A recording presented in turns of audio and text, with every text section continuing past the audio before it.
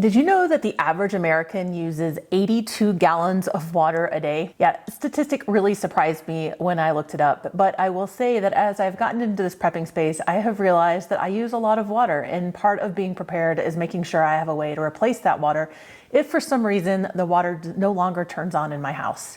Welcome back to PrepHERedness. Today we're going to talk about 4 ways that you can store water in your house and maybe a couple that you haven't even thought of. So the EPA says that the average American uses 82 gallons of water a day. So if you hear that statistic, you're probably going to think, Laura, there's no way on earth I can store 82 gallons per person per day in my house. And you are absolutely right. You cannot. When we talk about that 82 gallons, we are talking about everything from cooking to flushing toilets to doing laundry to washing our dishes in the dishwasher. Obviously, in an emergency situation, you're not going to need that kind of water supply, but you are going to want to think through how many gallons of water you use in an average day. So there are a lot of places out there that will say that you just need a gallon a day of water per person. And I will tell you, I don't think that is enough. A gallon a day is just enough to sustain life for just kind of drinking and eating. It does not help you stay clean. It doesn't help you wash dishes. It probably doesn't help you flush toilets. So when you are thinking about water storage, you need to be really deliberate about the things that you want to do in an emergency situation and kind of start thinking about how much water you think you would actually use.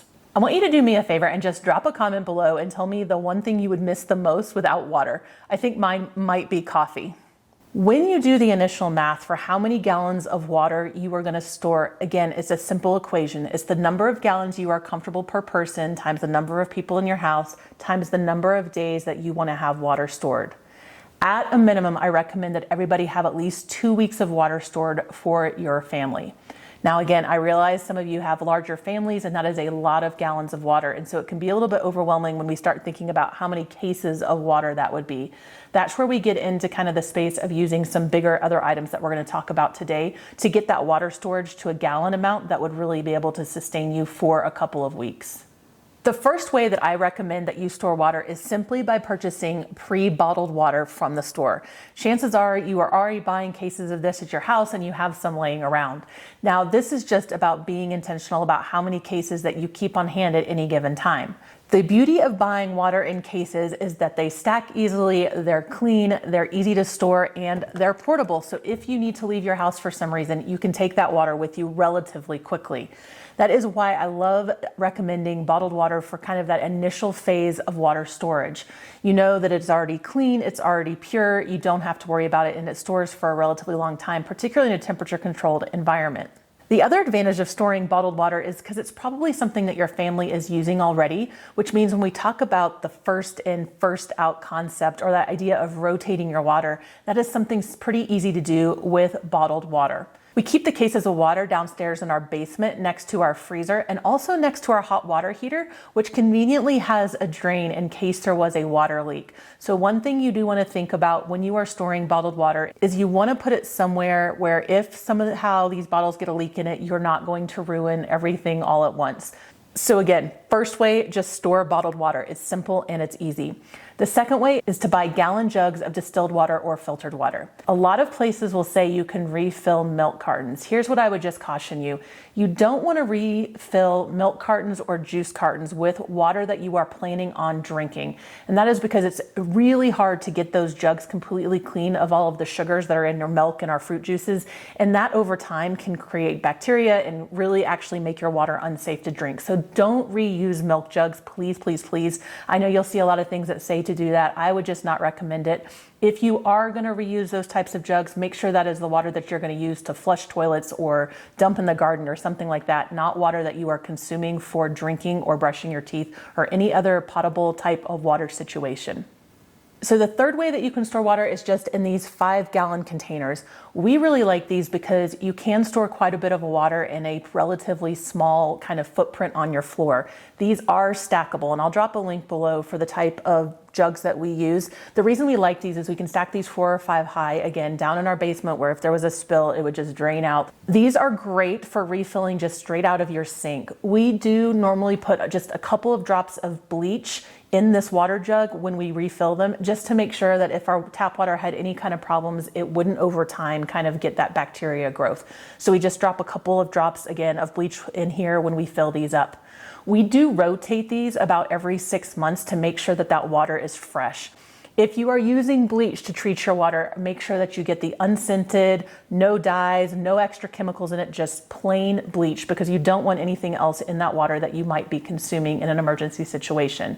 One thing to note about these is they do get pretty heavy. So one container is just a little bit over 40 pounds. So you want to make sure that you have people capable of carrying these. Again, you're not going to want to have to travel these. Why I recommend bottled water, but this is good for emergency situations. Just make sure that you are storing them somewhere that can maintain and handle the weight.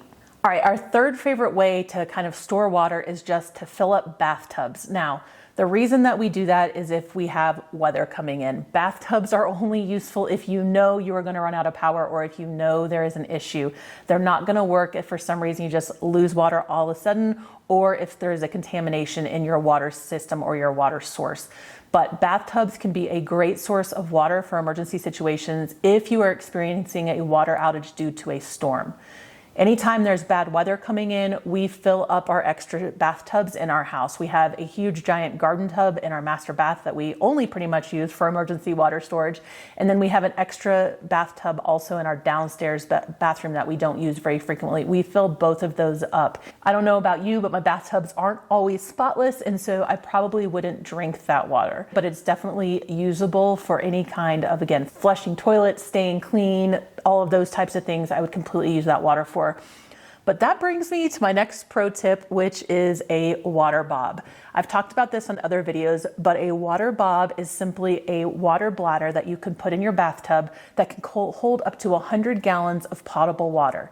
The beauty of these water bob systems is that they have a pump on them so that you can get that water out of the bathtub really easily, and that water is safe to drink, assuming that your tap water hasn't been contaminated. So this is a great option. These are not super expensive. I think they're around $35. Again, I'll drop a link below so that you can see where I get these on Amazon. But this is a great resource to have to be able to have emergency water in your house that you can drink in an emergency situation. Again, water bobs are only going to help you if you kind of know something is coming. We don't keep these in our bathtub all of the time. That is something that we would fill up if we were concerned about our water source or something like that. One thing to note is these are single use. So once you fill them up and then drain them, you're not going to want to reuse those bladders again for drinkable water. And that's simply because you can't get them all the way clean, all the way dry. And again, you could have that bacteria growth over time. However, with that being said, we do have a water bob that we used once in an emergency situation where we were having some bad weather and we were a little bit concerned that we wouldn't have enough drinking water. We filled one up. We did completely drain it. We would reuse that in our guest bathroom downstairs as water, again, to use for non-potable, non-drinking, non-cooking kind of sources if we needed it. So that's just a great way to store water in a way that's really clean and that you can drink out of. So this is 100 gallons that you can get in a bathtub. That is huge, especially if you have a larger family that you are trying to store water for, where storing 100 gallons of bottled water would take you a lot of cases. I haven't done the exact math, but I'll drop a note below to tell you how many cases that would actually be. And then the last source of water that you probably already have in your house that you haven't thought of is your hot water heater. For most of us, we have hot water heaters that are somewhere between 40 gallons and 100 gallons or 150 gallons, depending on the size of your house. Hot water heaters are a great source for emergency water in, again, a dire situation. But you have to have a way to get that water out easily. So I will tell you what we have done is just purchased a drinking water safe hose, and we would attach it on the bottom of our hot water heater, and that would allow us to pump water out of our hot water heater that we could use. Again, depending on the age of your hot water heater and things like that, the quality of water coming out of it may not be completely fresh. You may need to filter it once before you drink it, but you are using that water already for showering and for things like that, for washing dishes. That water is safe. So that is another great source that a lot of times we overlook that is already in our house. So I want you to think about where you are going to store your water, how you're going to store it, and I want you to absolutely get started today. Water is one of those things that you absolutely can't live without. So don't delay. Start storing up your water, whether that's in cases, 5-gallon buckets, or just buying a few extra water bobs for your bathtub. That's it for today. Thanks so much for sticking around. If you haven't done so already, hit like, hit subscribe.